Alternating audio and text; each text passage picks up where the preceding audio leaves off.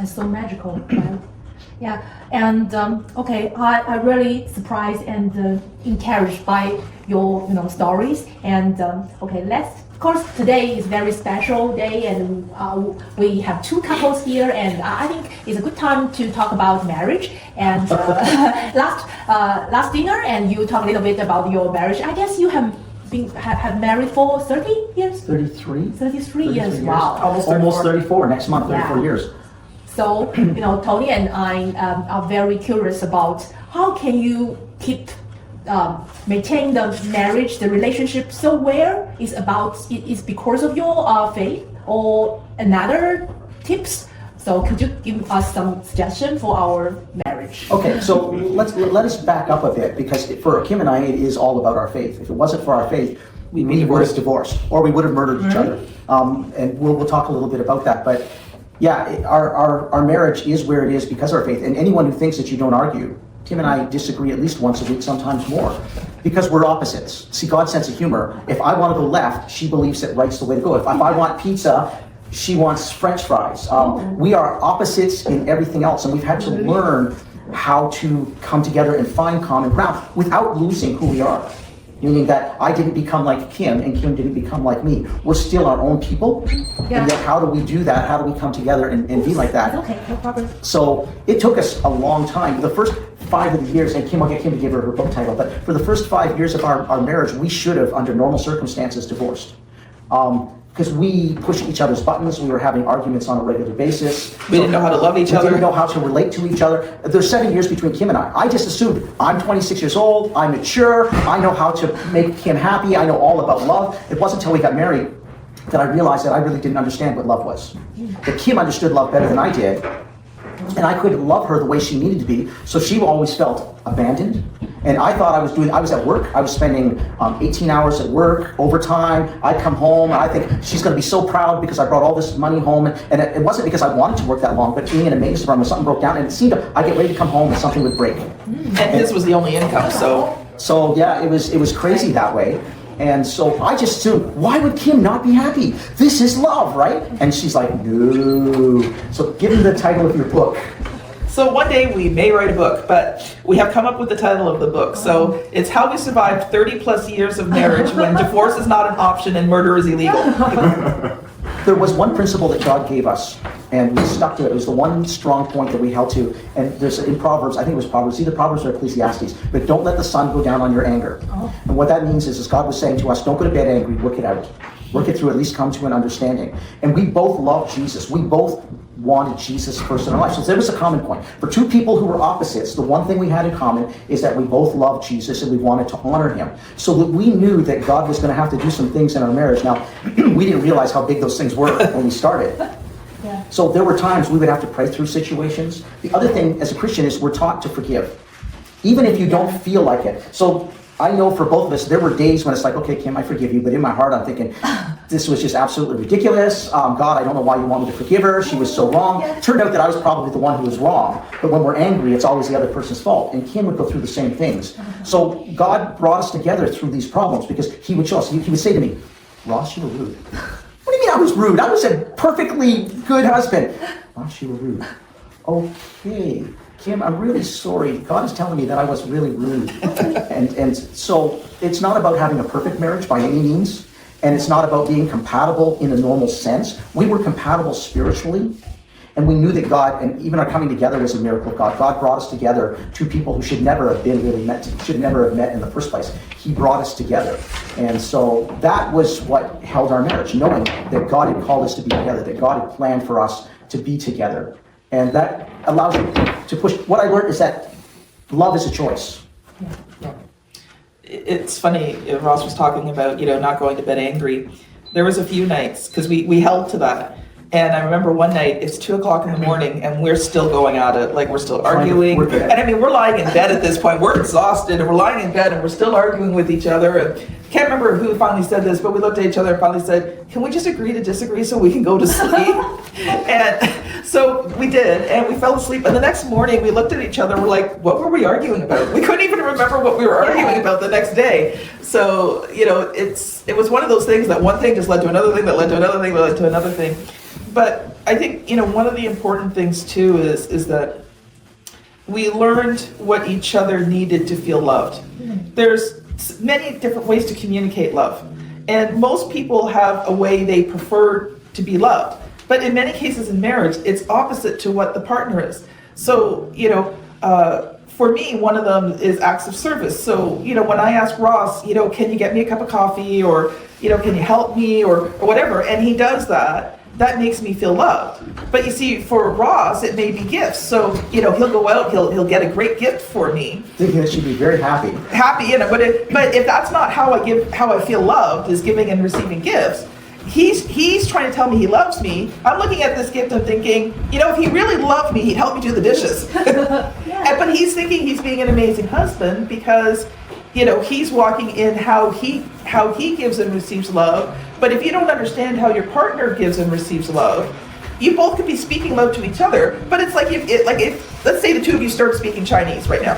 Ross and I would look at each other and go, we have no clue what you're talking about, right? Yeah. Now, you could be communicating wonderful things to us, but we don't understand that language. It's the same with love. You've got to learn what language of love does your partner speak. And even if it's opposite to what you speak, you have to practice it. It takes time to learn. So you have to take that time to learn how does the other person give and receive love, and then you have to practice speaking that. And at first it's awkward, but over time you get to learn what makes that other person happy. Yeah, good point, Tony. So, say something. I know you That's have. the whole point of it too. It's getting me. Yeah, we have That's your language of the love. exactly the same situation. So, But it's got to go both ways. But there's a good book, so why don't you read this? This isn't something we came up with. No, it's called The 5 Love Languages by, yeah, I know that book. yes. Someone. See that? If you put The 5 Love Languages in Google. This is But one thing that we both did is at the back of the book, or even you can do it online, is there's a questionnaire. So we both filled out the questionnaire, which was really helpful because the questionnaire will show you your predominant love language and your secondary. And then once you guys both know that, then you can start working on speaking to each other. Because it wasn't just about Ross speaking to me. It was about me also speaking love to him in a way that he could receive it and recognize it as love. Like one of Kim's love languages is affirmation. More than anything else, just words of encouragement. She needs to know, especially when you're at home and the kids are little. You've had one of those days where the kids are screaming and yelling and throwing toys and doing that, and you come home, and then, she's worked all day versus cleaning the kitchen. And I come home and I sit down and I look at the TV and, and I do other things. But she just wanted me to notice that even though the living room was a mess with the kids in it, that she worked so hard in the kitchen. And I would miss that, and she would be angry. Like not yelling angry, but Like, why even bother cleaning anything if he's not even going to notice it? And so I had to learn to pay attention to what was going on around me. Or, oh wow, I noticed she worked really hard in the kitchen today, and just gave her. See, someone else wouldn't care because that's not a love language for them. But she needed to have words of encouragement. She's an entrepreneur, but there were times in her businesses where she would get discouraged. She needed someone like myself to come along and say, "You're doing a really great job. You've done this and this and so on." I mean, for me, it doesn't do it. You could tell me you're wonderful, and it's just like, okay, well, thank you. That doesn't mean anything. But it doesn't really mean anything to me. But to go for a walk with Kim and to hold hands, that means something for me. Now, that's not necessarily with all men, but so these were the things that we had to learn about each other. As I said, it's not about, like mushy words. We think in North America, you just say these sweet words and romantic words, and then your wife is just going to be putty in your hands. And no, like I say, we had a friend, it was about quality time. After being there all day, she wanted to have a conversation with her husband. And her husband got home, he would put tea on, he would start cleaning up the house for her. He'd sit her on the couch, and he'd take care of all the kids, and he'd bath them, and he'd put them to bed. And he's thinking, I'm doing this great thing, but in reality, she just wanted someone to talk to. She wanted him to sit on the couch with her and spend some time with her. See, for me, it's like, good, go do the dishes. Like, I got a bathtub with a book waiting for me, right? Yeah. But for her, she felt like he was ignoring her and that he didn't love her and he didn't want to spend time with her. So like I say, when we got first married, I just assumed because of North American love, I knew exactly what was going to make Kim feel loved and cared for, and I didn't do anything. So that just added more tension to the marriage. The other thing is men tend not to be very good listeners. Now, this is not a love language in and of itself, but for Kim, I had to learn that if I really respected her, I needed to listen. So we had to set up ground rules for listening. For instance, if Kim was having a conversation with me and the television was on, I could agree to anything, but I wouldn't remember a single word that she spoke to me. And she would say, but you agreed. And I go, when did we have the conversation? That would make her even angrier. Because, what do you mean when did we have the conversation? You were sitting on the couch and this show was on, and I said, exactly. That show was on, and my mind was watching the show, my ears were listening to you, but the TV show won. So we had to come to an agreement. We had to say, okay, look, if it's really important to you, Ross, can we turn the television off? I need you to look at me. And you say, well, that sounds dumb. Well, because when we have a conversation, I wouldn't always look at her. I'd have that scroll moment. You know, I'd see something over here. Oh, and I've got to fix that and hang that. And no. She needs to, no, this is one of those conversations where I need you to remember it tomorrow. And so I'd stop and I'd look her square in the face. Okay, sweetie, what is it? And she would tell me what she just said. Okay, this is what I understood that you just said to me. This is what's important. And then she gave her the opportunity to correct me. You know, yes, that's mostly what I said, but not exactly.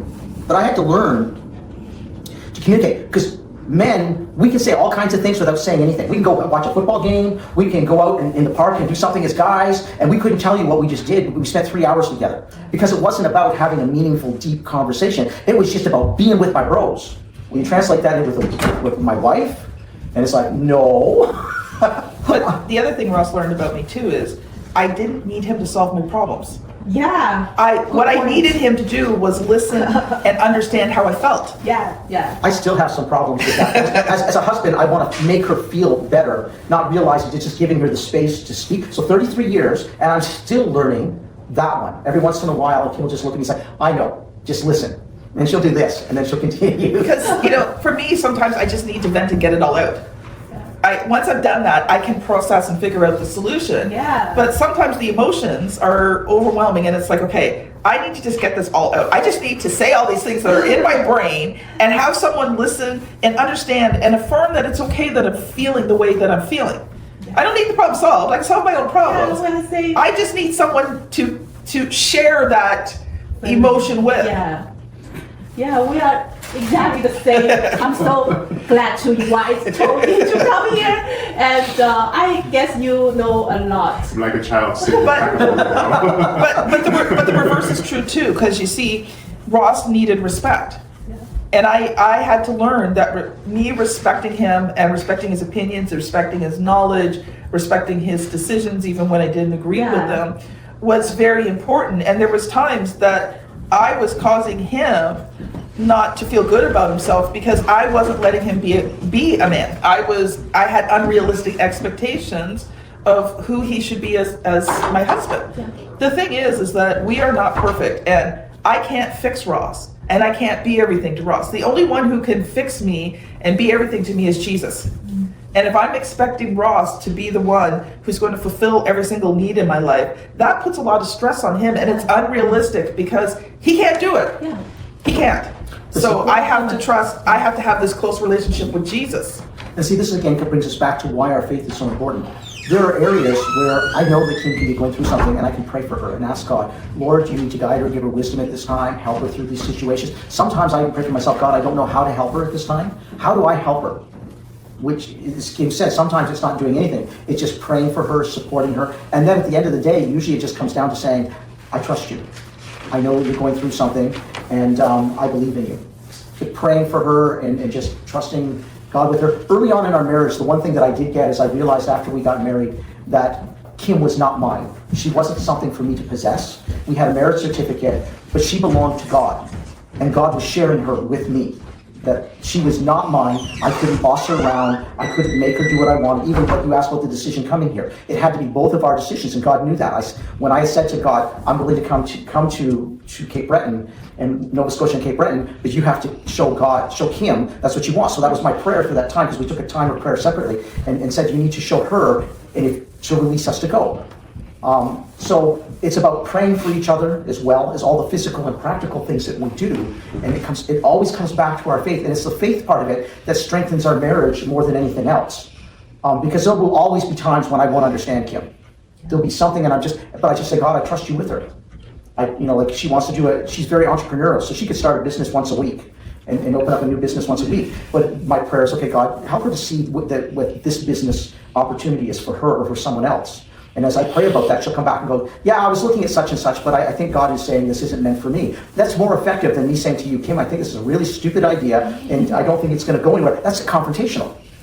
And even to say to her at the wrong time, I don't think this is from you, what I have said, though, is, have you prayed about it?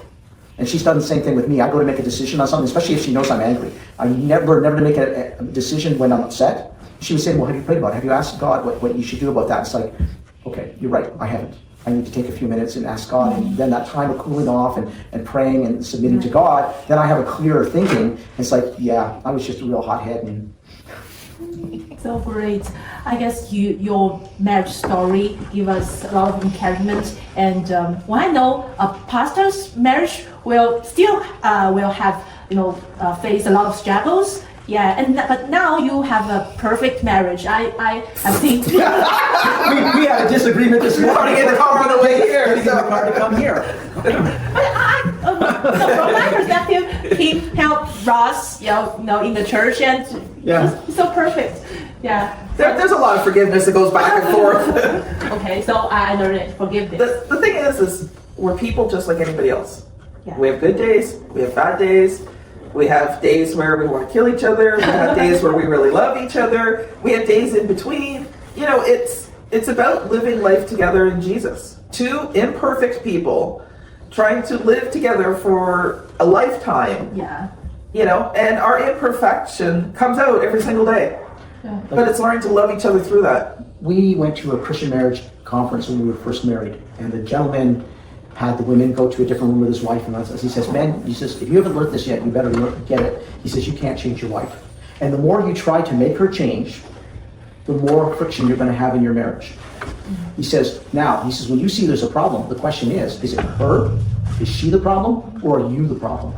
And he says, this is where I encourage you to pray. And if it really is your wife who is the problem, then you need to pray for her and ask God to open her eyes. Because most people, our problems and our conflicts are because we're hurting. There's something inside of us that's wounded. So I react unrealistically to something Kim says to me because it's triggered something in me. So it's really me that's the problem. Yeah. Well, when the Holy Spirit shows me what that trigger is, and I learn to surrender that to God. See, this is the difference. We can go to marriage classes, we can do all these things, and professionals will suggest to us, this is what you do. Yeah. But that doesn't bring the healing, that just brings the awareness. Yeah. Whereas a Christian, I can pray to God and say, God, I just realized that these situations bring up a hurt in me. I don't even have to know what it is. But God, I need you to either show me what that is. And sometimes God will show us what the triggers for the hurts are. Other times, over time of prayer, he will heal that so that doesn't become a trigger. See, that's the difference between psychology alone and being a Christian. Christians can still see psychologists, can still see marriage counselors. But when we bring God into that process, then those revelations can now be moments of healing instead of just knowledge. Well, sure, now I know that I'm an angry person. Well, I knew that before I went, but now I can see that, and we work it through with God. We work it through in prayer. And some things God does quickly because he has to. God doesn't want us to divorce. And other things he says, no, you got to learn. Paul talks about perseverance leading to and the next step and the next step. The reason God allows us to go through things is because it helps us to grow stronger ultimately.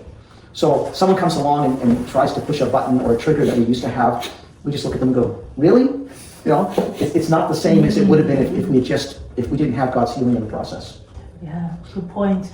And actually, I have learned a lot of psychological class about marriage, how to get a good marriage, and I have read that book, Love Language. But sometimes I can't hold myself. So you see, there's a difference between reading it and applying it. Yes. Yeah. So you can read the book, but if you don't do what the book says, you're not going to see any change. Yeah. And ultimately in a marriage, and it doesn't matter whether it starts with the male or the female, ultimately one person has to take that first step to really start loving the other person. And if you're waiting for your husband to do it and your husband's waiting for you to do it, you're going to go along both miserable. And so they say marriage is 50-50. It really isn't. Marriage is you giving 100% all the time, you giving 100% all the time, and it doesn't matter who starts what, when, where, why, or how, as long as it gets done. Yeah. Great. Yeah. Our time is okay. 10 to 10. Yeah, we have to, So- we have to tie it up. I think we're running out of time. Yeah, it's good. I think this talk has helped us so much, and I guess it will help more people, in the channel. And so I really thank Ross and Kim and Tony to come to my channel, listen to Cape Breton, and I hope this interview can give all of us some helpful. Yeah, thank you so much. Thank Well, you. thank you very much for having us. Yeah, Blessings. thank you.